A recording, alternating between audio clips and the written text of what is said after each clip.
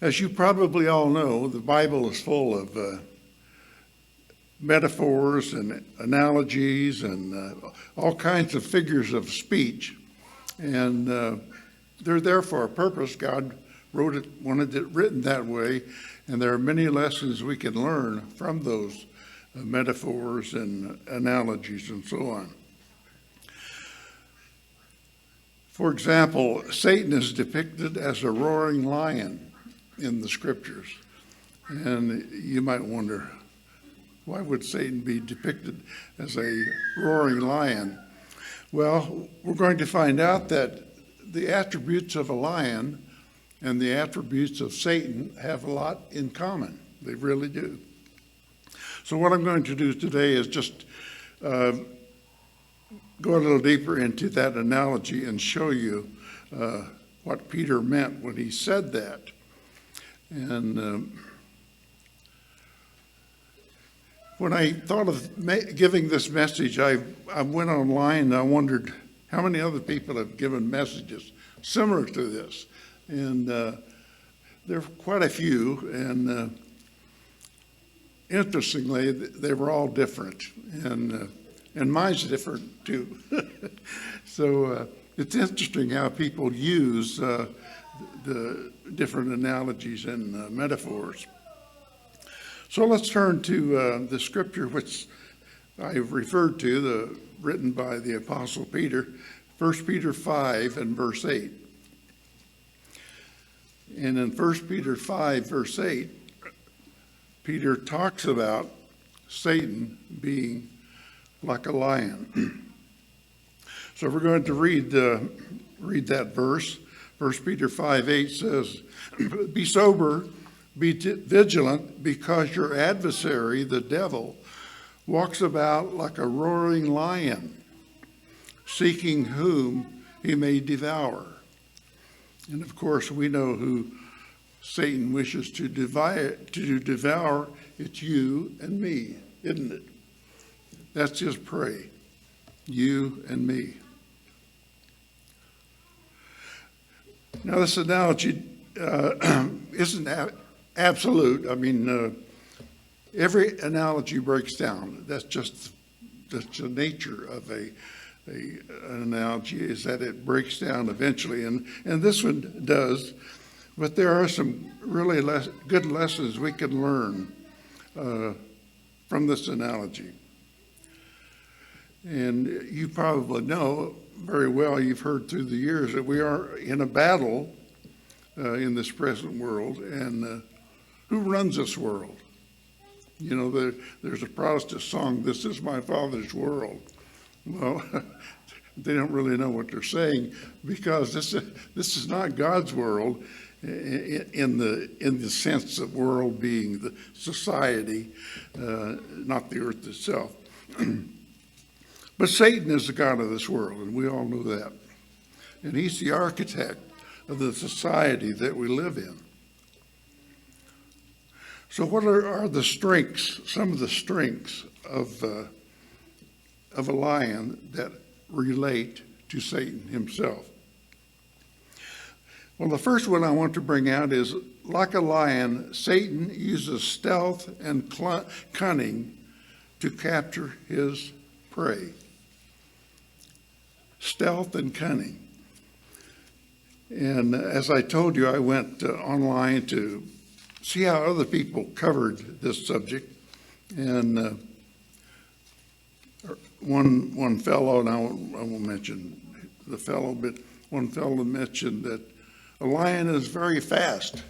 He can run like the wind. I don't know if he said that, but he indicated that. But the fact is, of the cat family, the lion speed is near the bottom. They're not very fast compared to other cats, large cats.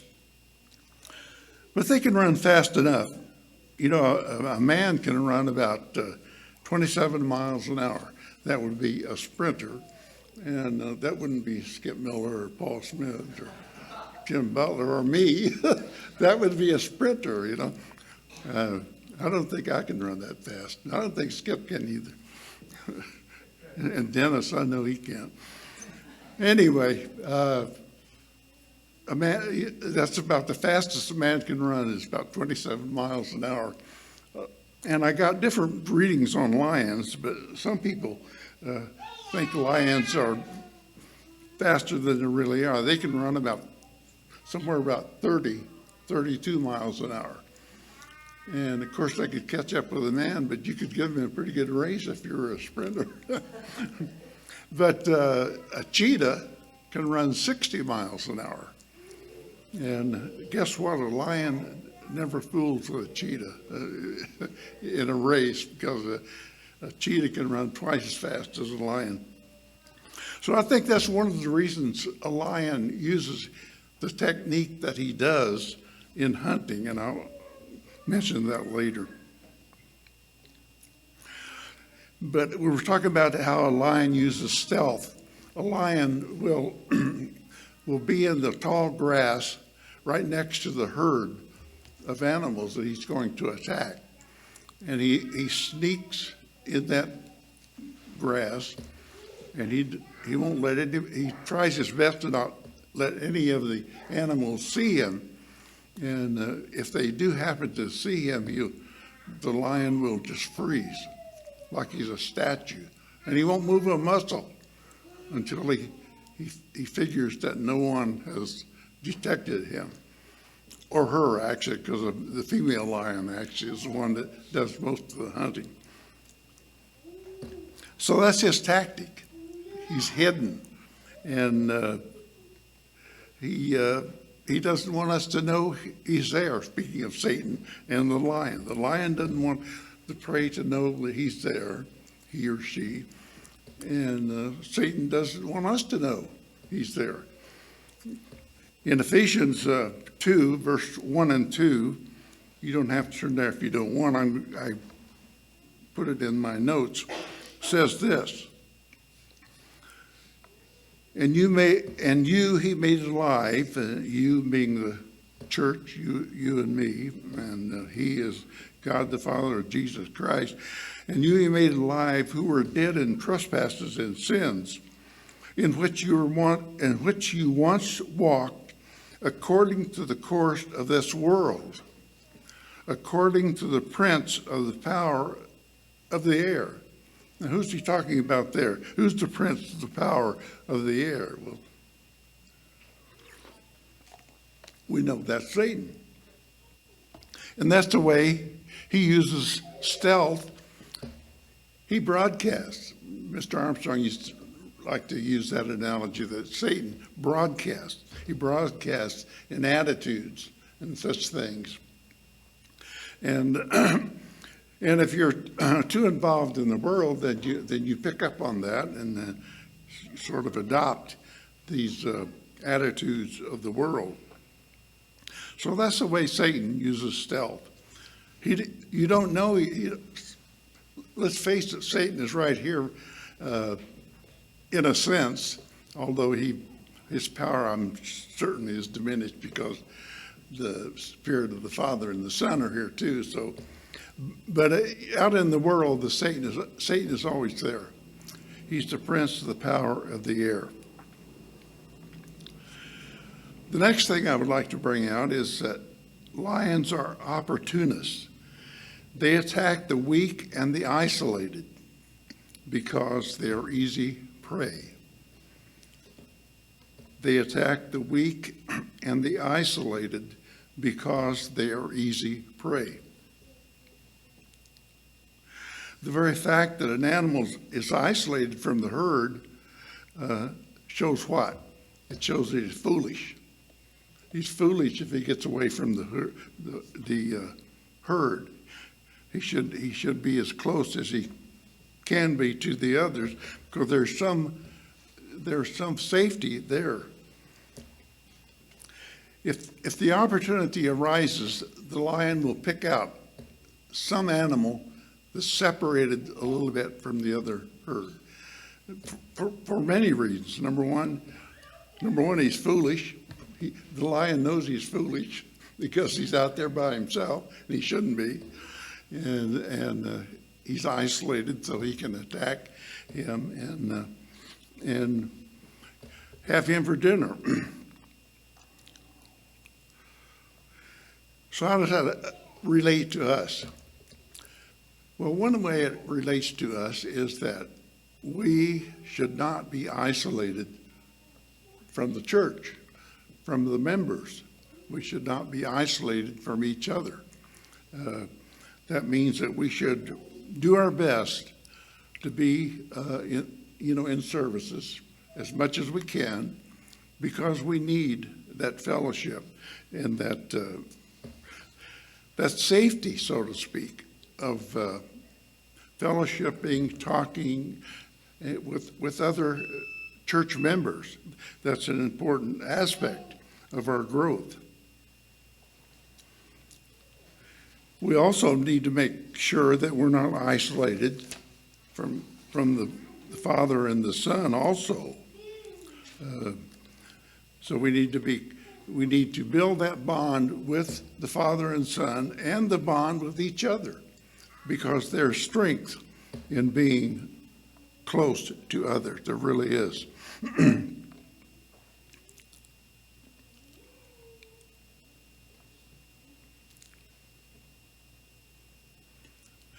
If you notice that, you've probably noticed seeing pictures on TV of National Geographic pictures and so on of a herd that are grazing.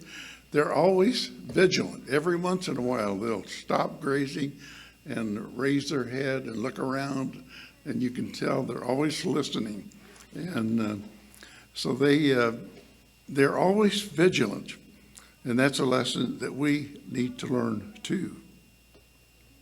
Speaking of fellowship and the importance of it, in 1 John 1, verse 3, and again, if you want to turn there, you can, but it's not necessary. 1 John 1, 3, that which you have seen and heard we declare to you, that you also may have fellowship with us. Who's the us? The Father and the Son. And truly our fellowship is, actually I shouldn't have said that, the next line says it. And truly our fellowship is with the Father and His Son, Jesus Christ. So the point I wanted to make is fellowship is kind of a three-way street. We have fellowship with each other, we have fellowship with the Father and with the Son. And that's the importance of being here in church services when you can be, to have that fellowship with each other and with the Father and Son. The third point I'd like to bring out is the lion is extremely powerful. Once he has a good hold on his prey, they seldom are able to escape. The lion is extremely powerful. Actually, that's why a lion is not that fast. A grown lion weighs about 400 pounds. Can you imagine if you weighed 400 pounds, how fast you could run? Not very fast. I mean, they're big, they're powerful, they're muscular. They have claws about this long, about 3 inches long. And they call the lion the king of the jungle. And the reason they call him the king of the jungle is because he's not afraid of anyone. He doesn't care who it is. He's not afraid of another animal. Do you think a lion would attack an elephant? Yes, he would. They know how to take down an elephant, and it's kind of gory. I don't know if I want to be too graphic with it, but the way they take down an elephant, that more than one has to attack an elephant, and the lion one of the lions jumps on top of the elephant's back, and they gnaw into his spine, and they crush his spine. And once his spine is crushed, he can't move. He can't run. He's done for. And that's the way they take down an elephant.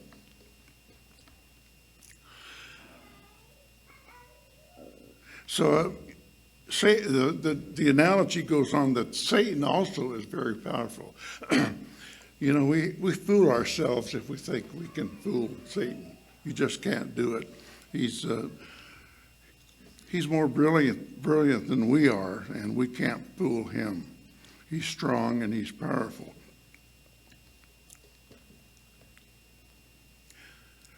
So our spiritual strength, you know, comes from being close to God, the Father and the Son, and close to each other. Through the years, I've seen so many people stumble and eventually leave the church, and it's always a sad thing to see. But some of the things that I've noticed through the years that causes people to stumble is personality differences between personality. You know, we're all different, and we don't all get along with each other in the same manner.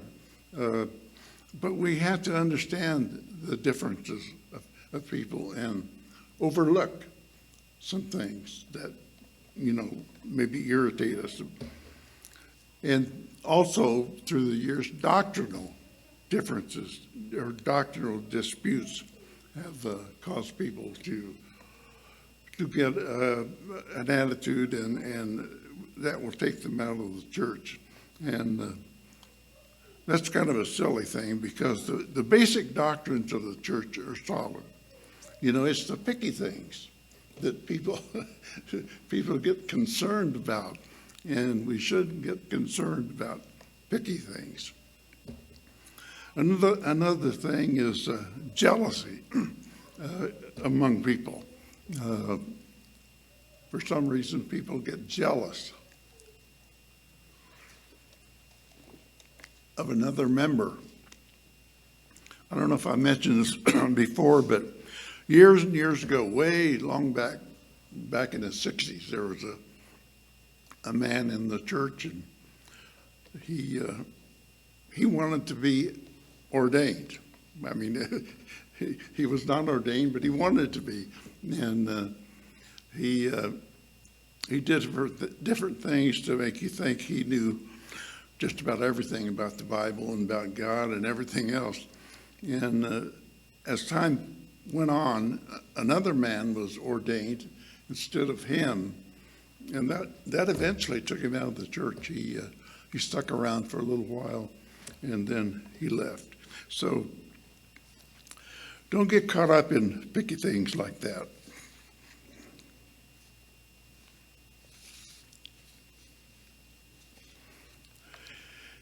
I'd like to read Ephesians 6, verse 11 to 12, and I'm going to read this in the New Living Translation.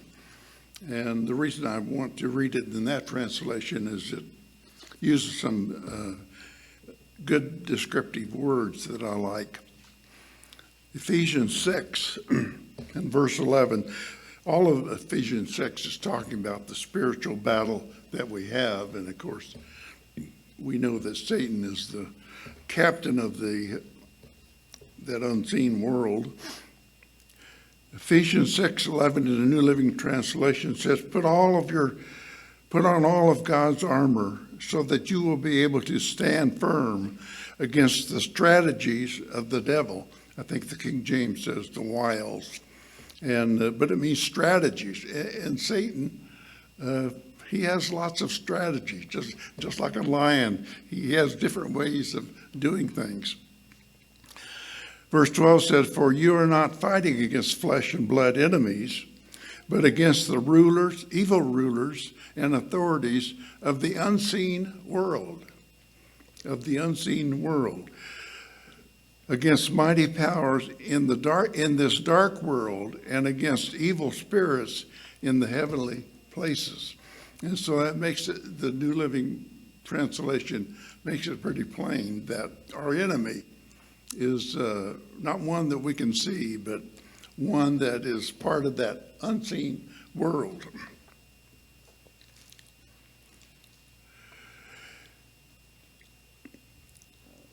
So it's important to understand that that our enemy is not flesh and blood, but it is the spirit world that is our enemy, and Satan himself, and his demons, of course. The next thing the point I would like to bring out is lions are very patient when they hunt. A lion will be in the tall grass, hidden, and they'll wait and wait and wait until they find a prey that's kind of dumb and isolated, and then they will attack. But they will take as much time as necessary to do that. Like I was saying earlier, when they're walking in the grass and they detect some animal has seen them, they will freeze, and they'll stay there as long as possible to make sure that they haven't been detected.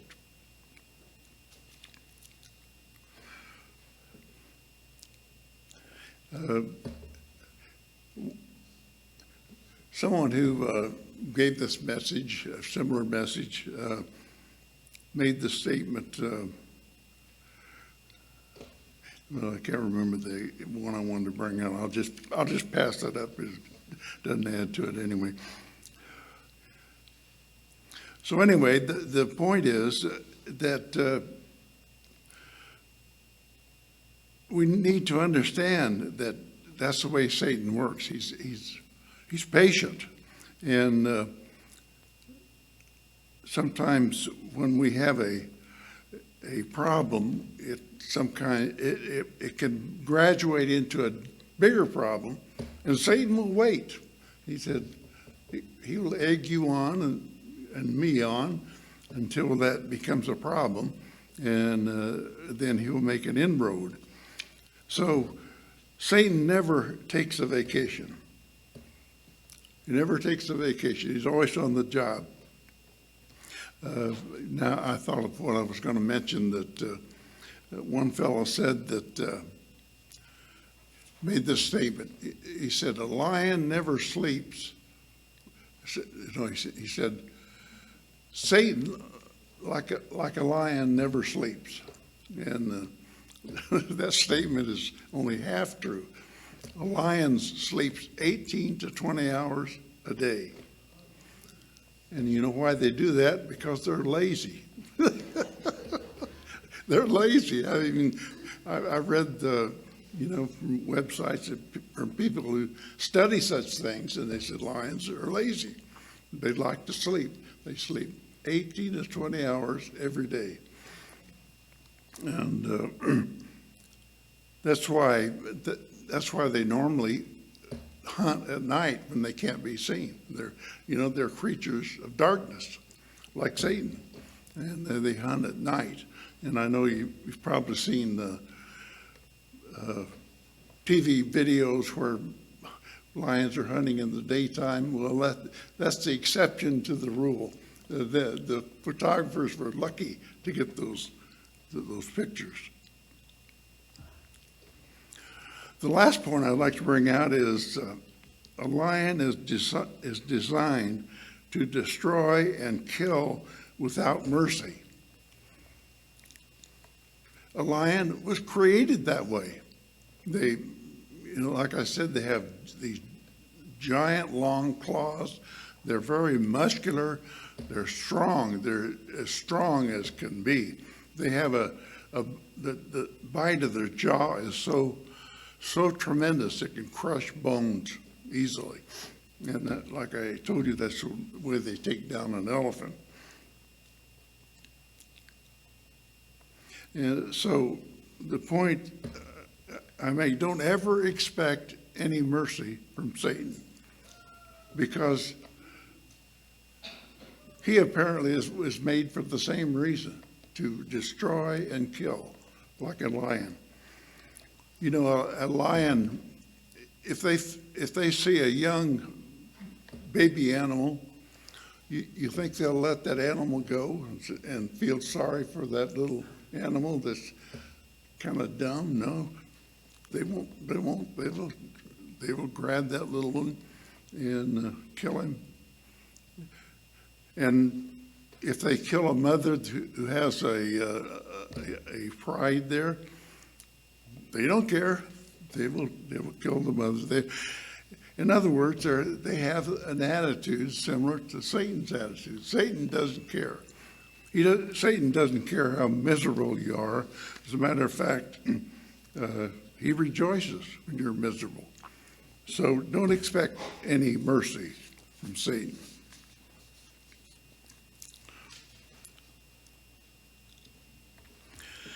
So that's the last one I wanted to bring out. There are probably many other analogies you could make, but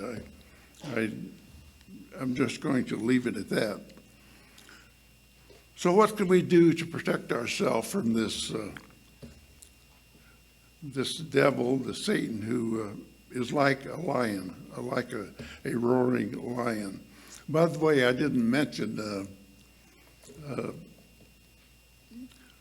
why does a lion roar? A lion does not roar when it attacks someone. A lion roars for only two reasons. Number one, a male lion will roar, and that is a signal to the other male lions that this is my pride, and you better stay away if you know what's good for you. And the only other time a lion will roar is when they have made a kill, and they roar for some reason. And to me, that doesn't sound too smart, because that's a signal to all the other scavenger animals that are around, and it's, well, let's go see what happened here. Maybe lunch is served. So anyway, that's the only time I wondered, realizing that, I wondered why Peter described Satan as a roaring lion, because Satan doesn't usually roar to let you know he's there. But anyway, human beings kind of are affected by loud noises, so maybe that's why. So how can we be safe from Satan, who is like a roaring lion? Well, the answer is to get the services of another lion. Now, what lion would that be? How about the Lion of Judah? Let's turn to Revelation 5 and read about the Lion of Judah.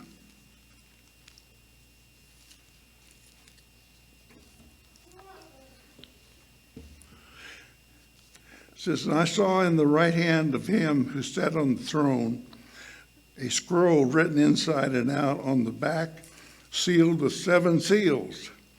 I don't know if we read that this morning in the first message or not. I can't remember. It's been a long time ago, Howard. "Then I saw a strong angel proclaiming with a loud voice, 'Who is worthy to open the scroll and to loose its seals?' And no one in heaven or in the earth or under the earth was able to open the scroll or to look at it. So I wept much, because no one was found worthy to open and read the scroll or to look at it. But one of the elders said to me, 'Do not weep, because the Lion of Judah, the root of David, has prevailed to open the scroll and loose its 7 seals.'" So Jesus is also depicted as a lion, but he's much more powerful than Satan, the lion, by far. So that's what we need to rely on Jesus Christ to protect us from the strategies of Satan. So to conclude, let me just say this. We know that Satan is attempting to cause us to sin and not be worthy of our reward. And like I say, he never sleeps, never takes vacation. He's always doing that. That's his job. He was created. He wasn't originally created to do that, but he he brought it on himself to be transformed into that wicked situation. So we need to ask help from the Lion of Judah to be aware of the tactics of Satan, the lion.